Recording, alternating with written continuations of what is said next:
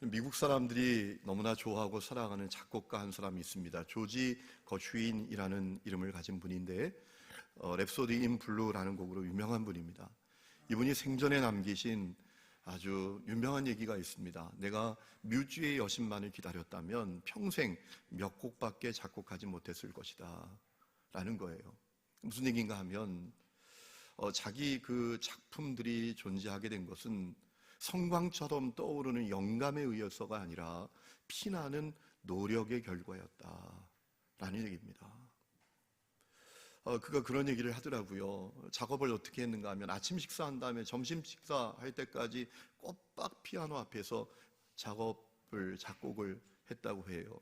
점심 식사한 다음에는 밤 8시까지 그냥 잠깐 산책하고 오는 시간 빼고는 그냥 들러붙어서 그 작업을 했다는 겁니다. 간혹 외출, 저녁 식사 약속이 있는 경우에는 돌아와서도 새벽까지 그 작업을 놓치지 않았다라고 해요.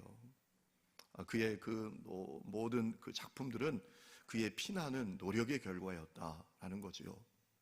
여러분, 시대가 바뀌어도 여전한 진리가 있습니다. 씨를 뿌려야 거둔다는 거예요. 뿌리지 않으면 거두지 못한다는 겁니다. 뿌려야 얼마를 거두더라도 거두게 된다라는 것이지요. 그런데 시편 126장을 보면 시편 기자는 하나를 더 보탭니다. 여러분, 시편 126장은 어떤 노래입니까? 이스라엘 성들이 바벨론에서 포로 생활을 마치고 돌아올 때 그들이 얼마나 기뻤는지, 얼마나 감격스러웠는지를 노래한 노래입니다.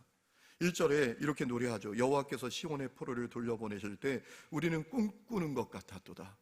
2절, 그때 우리 입에는 웃음이 가득하고 우리 혀에는 찬양이 찼었도다. 너무나 기쁘고 감격스러웠다라는 겁니다. 그런데 거기서 끝나는 것이 아니라 그 일이 어떻게 이루어졌는지를 이 시편 기자가 노래하는데 두 가지 이유가 있었다는 거예요. 첫 번째는 전적인 하나님의 역사였다라는 거죠. 여러분, 시편 126장 2절에 그때 문나라가 가운데에서 말하길 여호와께서 그들을 위하여 큰 일을 행하셨다 하였도다. 3절에도 여호와께서 우리를 위하여 큰 일을 행하셨으니 우리는 기쁘도다. 그 놀라운 해방을 맞았던 것은 첫 번째 이유는 하나님의 전적인 역사였다. 하나님이 하신 일이었다라는 거죠. 그리고 두 번째 이유가 있었다라는 거죠. 눈물로 씨를 뿌린 결과였다. 126장 5절에 이렇게 노래합니다. 눈물을 흘리며 씨를 뿌리는 자는 기쁨으로 거두리로다. 울며 씨를 뿌리러 나가는 자는 반드시 기쁨으로 그 곡식단을 갖고 돌아오리로다. 여러분, 이 시편 기자는 씨를 뿌리면 거둔다라는 진리에 하나를 더 보탭니다. 눈물을 흘리며 씨를 뿌려야 된다라는 거예요. 눈물을 흘리며 씨를 뿌리면 기쁨으로 거두게 된다라는 겁니다. 그런데 왜 씨를 뿌리는데 눈물로 뿌립니까? 눈물을 흘리면서 뿌립니까? 중요한 이유가 있습니다. 씨 뿌리는 것이 쉽지 않아요. 다시 말하면 씨 뿌리는데 장애가 있습니다. 방해가 있기 때문에 그래요. 여러분, 세상에 쉬운 일은 없는 것 같아요. 씨를 뿌리는 일도 절대로 쉽지 않습니다. 저희 지역에 뉴타운을 이렇게 만드는 지역에 교회가 하나 새 예배당을 건축하려고 해요. 일사천리로 진행할 수 있었어요. 어려움이 하나도 없었습니다. 뉴타운이 이제 그 지역에 들어서서 이제 교회가 보상받고 건축을 하니까 재정도 문제가 없습니다. 땅 받고 60억 이상 재정 받고 그리고 주변에 집을 다 헐어버리니까 민원이 날 염려도 없어요. 일사천리로 진행하면 되는데 이게 웬일입니까? 1년 넘게 공사를 시작도 못하고 있습니다. 그 이유가 뭔가 하면 그 교회가 들어설 부지에 집 한 채가 끝까지 버티면서 안 나가고 있는 거예요. 조합하고 갈등이 생겨서 끝까지 안 나가는 겁니다. 그러니까 이 교회가 아무 문제 없이 일사천리로 진행할 줄 알았는데 1년 넘게 못하고 있는 거예요. 여러분, 세상에 쉬운 일이 없어요. 씨 뿌리는데 방해가 있습니다. 장애가 있습니다. 여러분, 이스라엘 백성들이 그런 일을 겪었잖아요. 그들이 감격스럽게 바벨론 포로에서 돌아옵니다. 그리고 그들이 했던 일이 뭡니까? 예배를 회복하잖아요. 7월 1일 예루살렘에 다 모였습니다. 하나님 앞에 감격스럽게 뜨겁게 예배를 드렸습니다. 그리고 성전 재건을 시작했습니다. 기초공사까지 다 마쳤습니다. 건축자가 성전 기초를 놓을 때 얼마나 감격스러웠는지 백성들이 큰 소리로 하나님을 찬양하고 제사장들과 레인들과 족장들은 펑펑 울었다라고 했습니다. 얼마나 감격스러웠는지 말이죠. 그런데 문제가 생겼습니다. 성전 재건을 방해하는 사람들이 생겼습니다. 여러분, 오늘 1절 말씀 우리가 읽었죠. 유다와 베냐민의 대적이 듣고 스룹바벨과 족장들에게 찾아와서 자기들도 성전 건축에 참여하게 해달라고 했다는 거예요. 여기 대적이라고 나와 있는 사람들, 누구를 말하는 걸까요? 사마리아인들입니다. 오늘 2절 말씀에 그들의 그 정체가 무엇인지를 우리에게 알려주고 있잖아요. 아수르 왕 에살핫돈이 자기들을 그 땅으로 이주시켰다라는 겁니다. 여러분, 북이스라엘을 아수르가 점령하고 멸망시키고 했던 일이 어떤 일일까요? 혼혈 정책을 펴니다. 피를 섞는 거예요. 그래서 히브리인들의 그 민족성을 말살시키고자 했던 거예요. 그래서 생겨난 사람들이 사마리아인들입니다. 이 사람들이 지금까지 이 유대인들과 원수처럼 지내고 있습니다. 그들이 찾아와서 한다는 얘기가 우리도 성전 건축 참여하고 싶다, 우리하고 같이 하자라고 했던 거예요. 여러분, 그때 뭐라고 대답했습니까? 절대 불가. 그거 안 되는 일이다. 하늘이 두 쪽 나도 안 된다 라고 반응을 해요. 여러분, 오늘 우리가 읽은 3절에 이런 말씀이 있죠. 우리 하나님의 성전을 건축하는데 너희는 우리와 상관이 없느니라. 우리가 홀로 건축하리라. 왜 절대 불가라고 했을까요? 이스라엘 성들이 사마리아인들의 의도가 무엇인지를 간파했기 때문에 그래요. 오늘 말씀에 보면 자기들도 하나님을 예배한다고 했잖아요. 그런데 문제가 있어요. 그들은 하나님도 예배하는 거예요. 여러 신들 가운데 하나로 섬기는 거예요. 오직 하나님만 예배하는 건 아닙니다. 그러니까 이들이 왜 성전 재건에 참여케 해달라고 했는가 하면 이 이스라엘 성들이 오직 하나님만을 섬기는 그 믿음을 무너뜨리려고 했던 거예요. 그들이 거기서 성전 재건하고 오직 하나님의 통치를 받는 나라를 이루기를 원했던데 그것을 부정하려고 했던 거예요. 그래서 그 의도를 간파하고 절대 불가라고 대답했던 것이죠. 그러자 이 사마리아인들이 방해를 시작을 합니다. 4절 말씀 보세요. 그 땅 백성이 유다 백성의 손을 약하게 하여 그 건축을 방해했다. 여러분, 그 기간이 길기도 합니다. 여러분, 5절에 바사왕 고레스의 시대부터 바사왕 다리오가 즉위할 때까지 방해했다. 연도로 따지면 주전 536년부터 다리오 왕이 즉위했을 때가 주전 522년입니다. 약 14년 동안 계속 방해하는 거예요. 아주 집요하게 방해했던 것 같습니다. 그리고 5절에 보면 과일들에게 뇌물을 주어 그 계획을 막았다. 아주 집요하게 수단과 방법 가리지 않고 방해했다라는 것입니다. 그래서 결국 어떤 일이 벌어지죠? 우리가 읽은 24절을 보니까 바사왕 다리오 제2년까지, 그러니까 주전 520년까지 장장 16년 동안 성전 재건이 중단되고 말았다라는 것이에요. 그런데 여러분, 우리가 잘 아는 것처럼 그것으로 끝이 아니잖아요.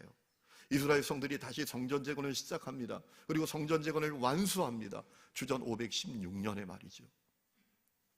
어떻게 그런 일이 있었을까요? 아주 중요한 이유가 있습니다. 하나님의 말씀을 전하는 사람들이 있었어요. 그 대표적인 인물이 학개 선지자, 스가랴 선지자였죠. 여러분, 이 학개 선지자, 스가랴 선지자가 성전 재건을 중단하고 있는 이스라엘 성들에게 하나님의 말씀입니다 라고 하면서 주님의 말씀을 전했어요. 그 말씀에 반응하게 됐던 것이죠. 여러분, 그 내용이 우리 읽지 않았지만 5장 1절 2절 말씀에 있습니다. 여러분, 눈으로 한번 보시죠. 5장 1절, 선지자들 곧 선지자 학개와 이또의 선지자 스가랴가 이스라엘의 하나님의 이름으로 유다와 예루살렘에 거주하는 유다 사람들에게 예언하였다. 예언하였다는 것은 미래 일을 점치듯이 얘기해 주는 게 아니라는 거예요. 이 예언은 어떤 예언인가 하면 하나님의 말씀을 받아서 전했다라는 거예요. 당신들을 향한 하나님의 뜻은 이겁니다 라고 학개 선지자, 스가랴 선지자가 전했다라는 것입니다. 그러니까 2절, 이에 스룹바벨과 예수아가 일어나서 하나님의 성전을 다시 건축하기 시작했다라는 겁니다. 그래서 성전 재건이 완수되었던 것이죠. 자, 여러분, 성전 재건을 다시 시작한 원인은 학계 선지자 스가랴 선지자가 전한 예언 때문입니다. 하나님의 말씀을 전했기 때문입니다. 그러면 학계와 스가랴 선지자가 전했던 하나님의 말씀은 무엇일까요? 그 메시지의 핵심은 무엇입니까? 복잡하지 않아요. 마음이 하나님께 돌아와야 된다. 몸만 돌아와서는 안 된다. 당신들의 마음이 정말 하나님께 돌아와야 된다. 그리고 오직 하나님을 희망으로 여겨야 된다. 그리고 그 하나님 앞에서 도움을 구하며 울어야 한다 라는 거였어요. 여러분, 이스라엘 성들이 성전 재건을 시작하고 방해가 시작되니까 금방 열정을 잃어버린 이유가 뭘까요? 자, 성전 재건 시작했습니다. 방해가 찾아왔어요. 그러니까 금방 중단하고 말았습니다. 그 이유가 뭘까요? 여러분, 그들이 희망으로 여기던 것이 따로 있었기 때문에 그래요. 그들이 희망으로 여겼던 것은 무엇입니까? 자기들의 안위, 자기들이 성공하는 것, 자기들이 부자 되는 것, 이것이 그들이 희망으로 여기는 것이었어요. 여러분, 그래서 방해가 시작되니까 금방 중단하고 만 거예요. 여러분, 이스라엘 성들이 하나님을 희망으로 여겼다면 어떻게 했을까요? 하나님 앞에서 울었을 거예요. 하나님, 주님은 하실 수 있잖아요. 주님은 저 방해를 무력화시키실 수 있잖아요. 주님 우리를 도와주실 수 있잖아요. 주님은 하게 하실 수 있잖아요. 그러면서 하나님의 도움을 구하고 하나님 앞에 울었을 거예요. 그런데 그들은 하나님을 희망으로 여기는 마음이 마음의 중심에 근본적으로 없었어요. 그저 자기들의 안위, 자기들의 안락한 삶, 자기들의 삶이 성공하는 것, 그것을 희망으로 여겼어요. 그러니까 방해가 찾아오니까 금방 중단하고 말았던 것이죠. 여러분, 하나님께서 학계 또 스가랴 선지자를 통해서 그 부분을 분명히 알려주셨어요. 그들의 마음을 고발하셨어요. 여러분, 학계 선지자가 학계 1장 4절에 보면 이런 하나님의 말씀을 전합니다. 이 성전이 황폐하였거늘 너희가 이때에 판벽한 집, 잘 꾸며진 집에 거주하는 것이 옳으냐? 너희가 너희 행위를 살필지니라. 그리고 아주 중요한 이야기를 합니다. 1장 2절에 이렇게 말씀하십니다. 이 백성이 말하기를 여호와의 전을 건축할 시기가 이르지 아니하였다 하느니라. 여러분, 참 이상하죠. 하나님께서 성전 재건을 위해서 해방시키셨습니다. 성전 재건을 위해서 이제 해방시키사 예루살렘으로 돌아오게 하셨습니다. 그런데 이스라엘 성도는 뭐라고 말한다고요? 때가 아니야. 때가 아니었던 거야. 이렇게 말했다는 거예요. 무슨 의미입니까? 마음이 없었다는 거죠. 하나님을 향한 마음이 없었다는 거예요. 그래서 학계 선지자는 뭐라고 말합니까? 그 결과는 모든 수고가 헛수고가 되는 것이다 라고 증언하지요. 학계서 2장 6절에 보면 너희가 많이 뿌려도 수확이 적고 먹을지라도 배부르지 못하고 마실지라도 흡족하지 못할 거다. 여러분, 스가랴 선지자도 이스라엘 성들의 마음 없는 것을 고발합니다. 마음이 하나님께 돌아와야 되는 것을 그는 선포합니다. 여러분, 1장 3절, 스가랴 1장 3절에 학계 선지자가 이렇게 말합니다. 만군의 여호와께서 이처럼 이르시되 너희는 내게로 돌아오라. 만군의 여호와의 말이니라. 너희들의 마음이 나에게 돌아와야 된다. 몸만 돌아와서는 안 된다. 마음이 돌아와야 된다. 마음이. 스가랴 1장 4절에 이렇게 또 말씀하셨어요. 너희 조상들을 본받지 말라. 그 조상들은 어떤 조상들이었습니까? 선지자들이 그들에게 외쳐 이르기를 만군의 여호와께서 이같이 말씀하신다. 너희가 악한 길을 떠나서 돌아오라 하셨다. 그러나 그들이 듣지도 않고 귀를 기울이지도 않았다. 스가랴 7장에 보면 그 조상들의 마음이 금강석 같았다라고 하나님 말씀하셨어요. 돌덩어리 같았다라는 거예요. 마음이 돌덩어리예요. 하나님께 돌아오지를 않아요. 하나님을 향한 가난한 마음이 없어요. 문제는 지금 포로에서 돌아온 이스라엘 성들이 그 조상과 똑같은 길을 가고 있다라는 거예요. 그래서 스가랴 선지자는 하나님께 희망을 두어야 한다 라고 간곡하게 선포하죠. 스가랴 10장 1절에 이렇게 말합니다. 여호와 곧 구름을 일게 하시는 여호와께 비를 구하라. 우리에게 소낙비를 내려서 밭의 채소를 각 사람에게 주시리라. 하나님께 소망을 둬라. 하나님을 희망으로 여기라 라는 얘기입니다. 하나님께 마음을 돌이켜서 하나님을 희망으로 여겨야 된다. 하나님 앞에 울어야 된다. 하나님은 하실 수 있으니까. 그 메시지를 전했던 거예요. 그것이 학개와 스가랴 선지자가 전했던 메시지의 핵심이에요.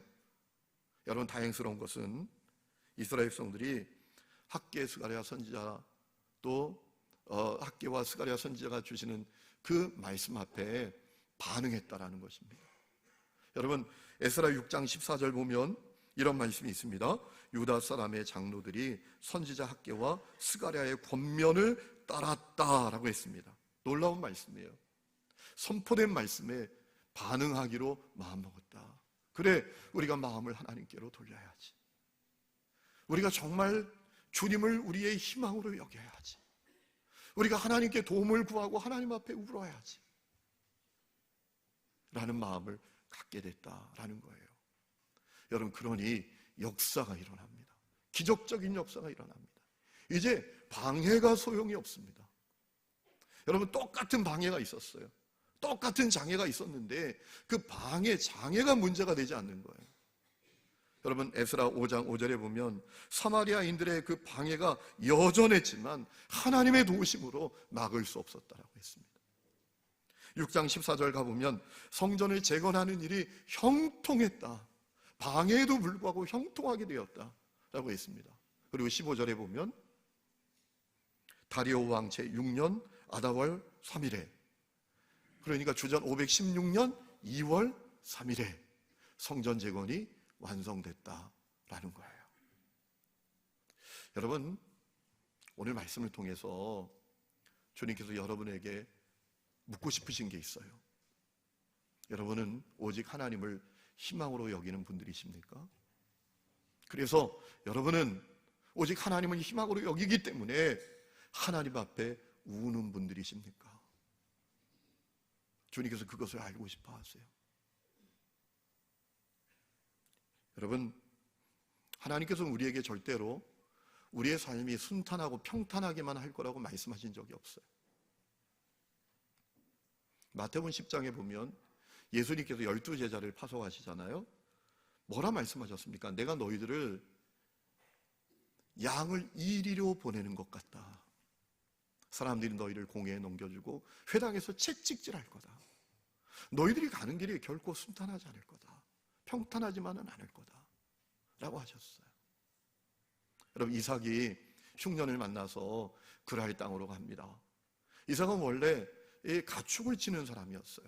그런데 그 땅에 가서 농사를 지었는데 놀라운 사실은 100배의 결실을 얻어요. 기적적인 일이 일어난 거죠. 그런데 거기서만 끝나면 좋은데 어려움이 생깁니다. 그랄 목자들이 쫓아와서 우물을 막고 우물을 빼앗기 시작합니다. 여러분, 바울이 데살로니가에 가서 전도합니다. 큰 부흥이 일어납니다. 큰 무리의 헬라인들이 주님께 돌아와요. 얼마나 놀라운 역사입니까? 그런데 방해가 있습니다. 유대인들이 복음으로 그 지역이 가득한 것을 원하지 않아요. 그래서 폭력배들을 동원해서 바울을 추격합니다. 바울을 죽이려고 합니다. 그래서 바울이 야밤 도주를 하게 되잖아요. 여러분, 예레미야가 하나님의 말씀을 받아서 선포합니다. 예레미야는 사람들이 원하는 얘기를 해야 되는데 하나님의 말씀을 전해요. 사람들이 듣고 싶은 얘기는 이런 거죠. 우리가 어떻게 살든지 잘 될 거다, 형통할 거다, 성공할 거다. 하나님을 그렇게 마음 아프게 해도, 엉터리처럼 살아도 잘 될 거야, 이 얘기 듣고 싶은데 예레미야는 이 나라 망한다, 하나님의 징계를 우리가 피하지 못한다 하니까 아나돗 사람들이 예레미야를 죽이려고 합니다. 예레미야가 너무나 낙심하니까 주님이 예레미야를 나무라십니다. 네가 보행자와 달려도 피곤하다면 말하고는 어떻게 달리겠는가? 너의 인생이 평탄하지 않을 거야. 너의 사명의 길이 쉽지 않을 거야. 이 정도 가지고 네가 힘들어하면 어떻게 해? 이렇게 말씀하셨지요. 여러분, 우리 삶에 장애가 많아요. 우리 삶이 참 쉽지 않습니다. 결코 순탄하지 않아요. 그런데 문제는 우리 앞에 방해, 장애가 아닙니다. 우리가 능력 없는 것도 문제가 아닙니다. 여러분, 연약한 피조물에 불과한 인간이 능력이 있어봐야 얼마나 있겠습니까? 전쟁은 하나님께 속한 것이고 이를 행하시고 지어 성취하시는 분은 오직 하나님이십니다. 그래서 시편 46장 기자는 뭐라고 고백합니까? 너희는 가만히 있어 내가 하나님 됨 알지어다. 전쟁은 하나님께 속한 거예요. 그래서 모세도 아말렉과 그 이스라엘 성들이 전쟁할 때 그는 뭐 했습니까? 손을 들고 기도합니다. 전쟁은 주님이 하시는 거니까. 그래서 손을 들면 이기고 손을 내리면 지잖아요. 여러분, 정말 문제는 우리 속에 오직 하나님을 희망으로 여기는 마음이 희미한 거예요. 오늘 우리 속에 오직 하나님을 희망으로 여기는 마음이 희미해서 하나님을 향한 갈망도 없고 하나님 앞에서 울지 않는 거예요. 우리가 가진 돈이, 우리가 가진 인간 관계가, 노하우가, 우리가 가진 부동산이 희망으로 여겨지는 거예요.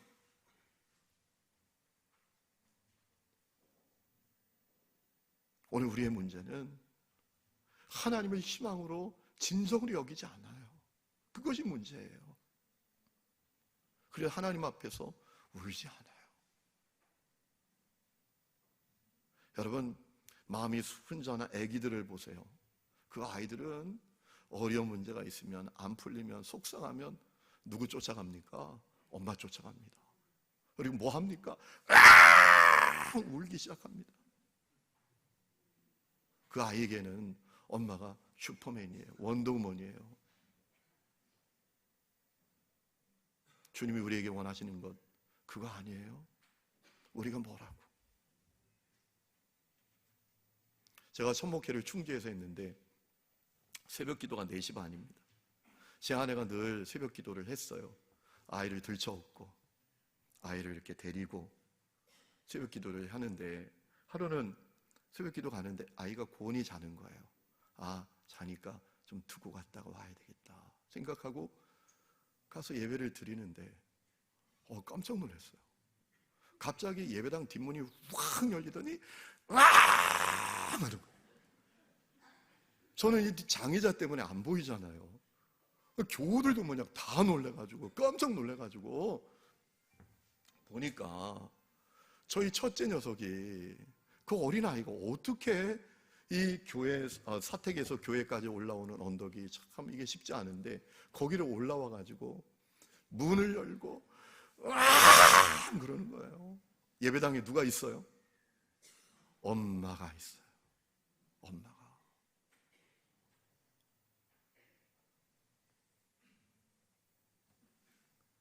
여러분, 정말 우리의 문제는 우리 속에 오직 하나님만을 희망으로 여기는 마음이 분명하지 않아요. 그래 하나님 앞에서 울지 않는 거예요. 여러분, 이스라엘 백성들이 아말렉과 전투할 때 모세가 손 들고 기도하는데 너무 피곤하니까 손이 내려와요. 그러니 이스라엘 백성들이 패배합니다. 아론과 훌이 어떻게 하죠? 돌 하나 갖다 놓고 모세 앉히고 그 양옆에서 손을 치켜 올립니다. 그 팔을 치켜 올립니다. 그리고 그 손을 언제까지 들고 있습니까? 해가 지도록까지 들고 있어요. 여러분, 저는 그런 생각해 봅니다. 아론과 훌이 얼마나 힘들었을까? 내 손 드는 것도 힘든데 모세 팔 들고 이렇게 치켜 올리려니. 여러분 생각해 보세요. 여러분 별로 힘들어 보이지 않으시죠? 그런 분들은 좀 남으세요. 한번 해보시자고요. 예배 끝난 다음부터 저녁 때까지 손이라고 생각하고 이렇게 한번 들고 계시자 보자고요. 죽을 맛입니다. 죽을 맛.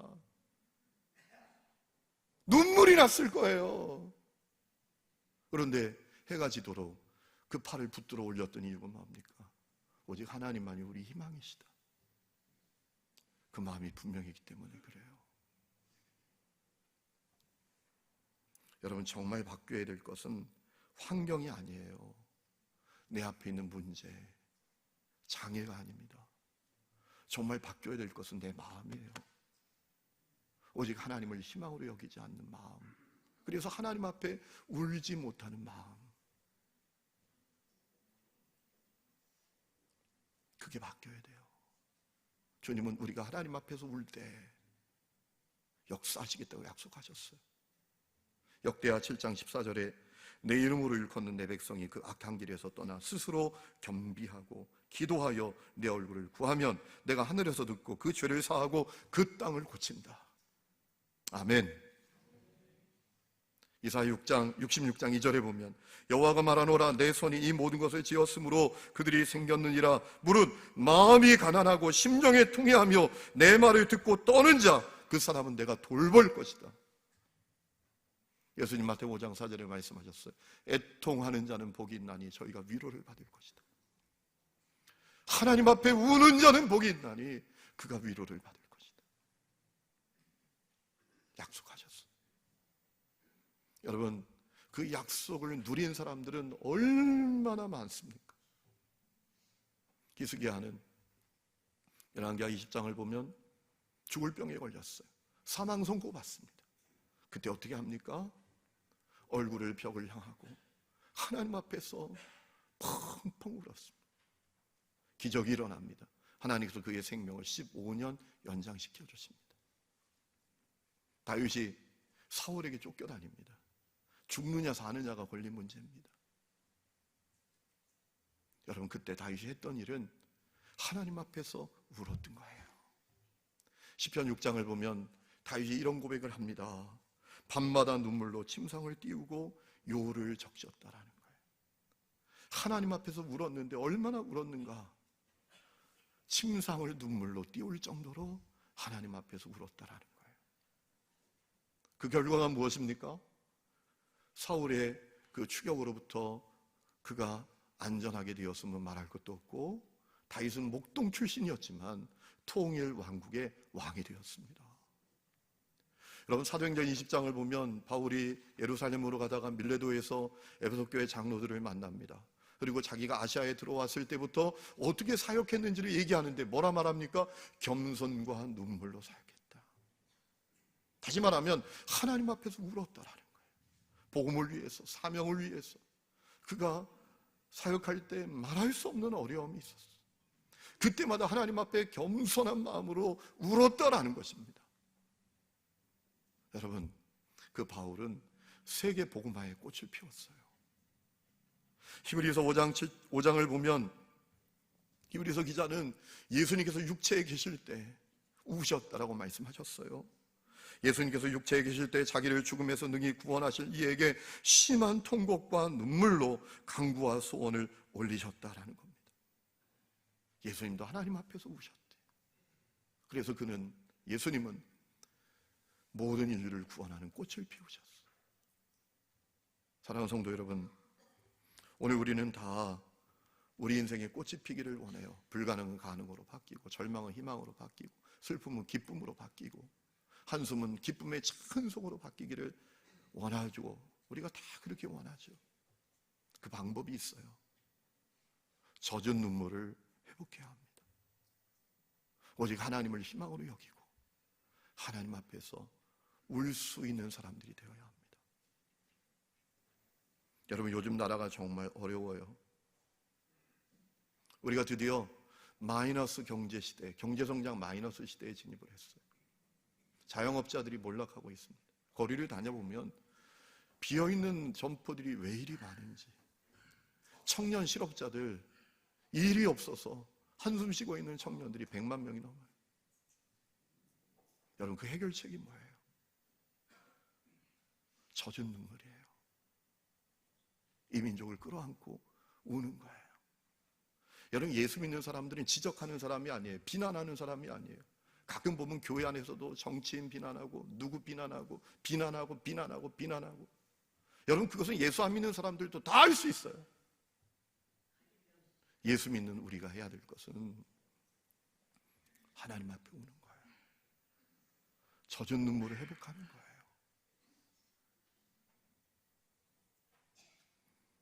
하나님 앞에서 울면 인생 꽃이 피어요.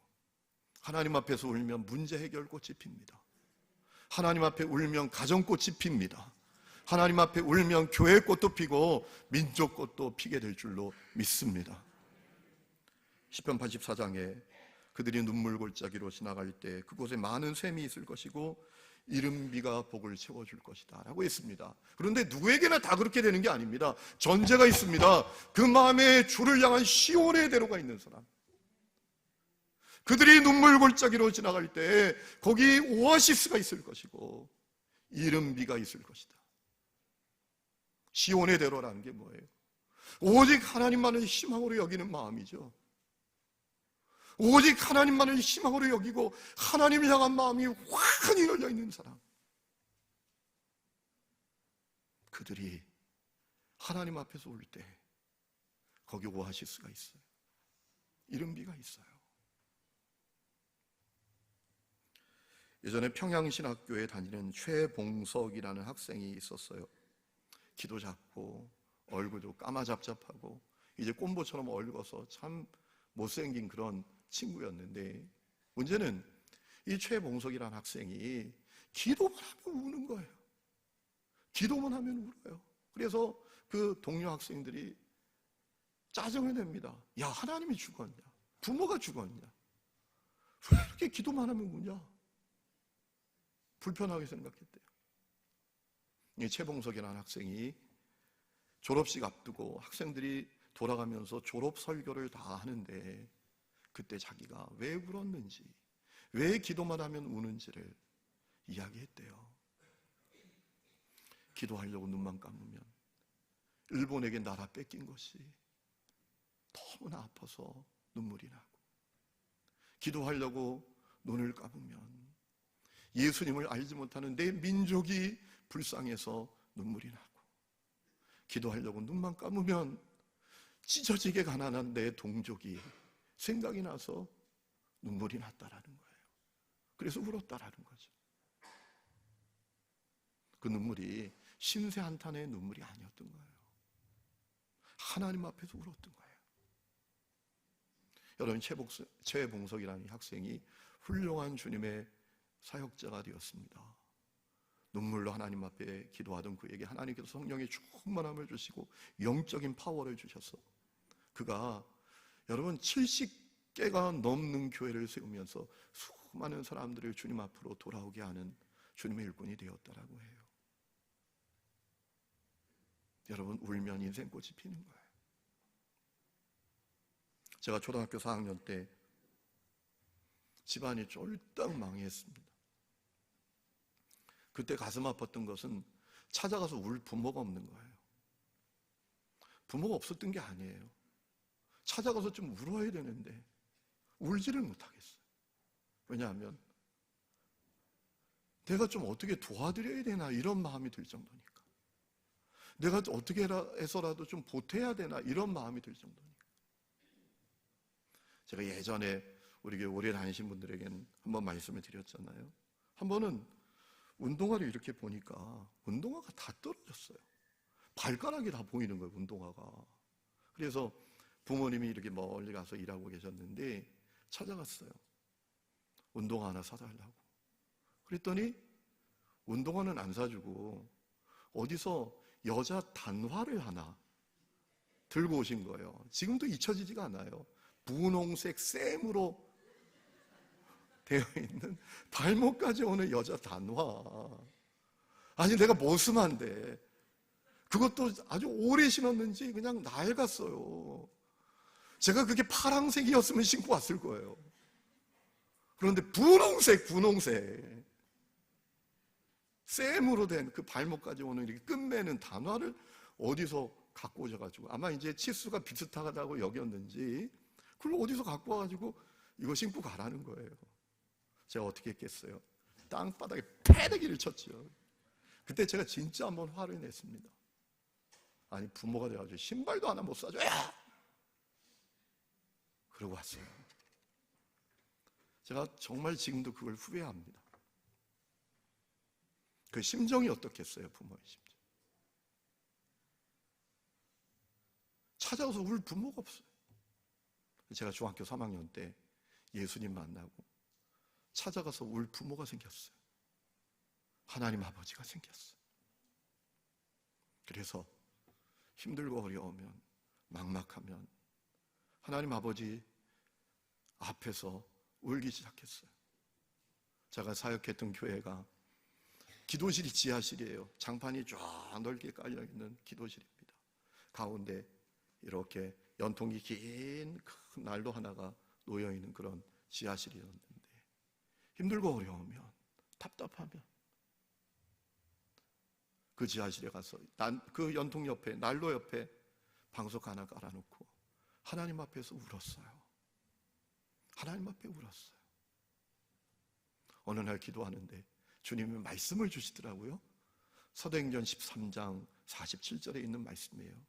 내가 너를 이방의 빛으로 삼아서 땅끝까지 구원하게 하리라.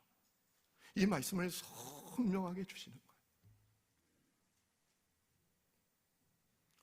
사람들이 저에게 당신의 인생은 무엇입니까? 라고 물으면 하나님 앞에 운 결과입니다 라고 저는 말할 수 있어요. 성도 여러분, 젖은 눈물을 회복할 수 있기를 주의 이름으로 축원합니다.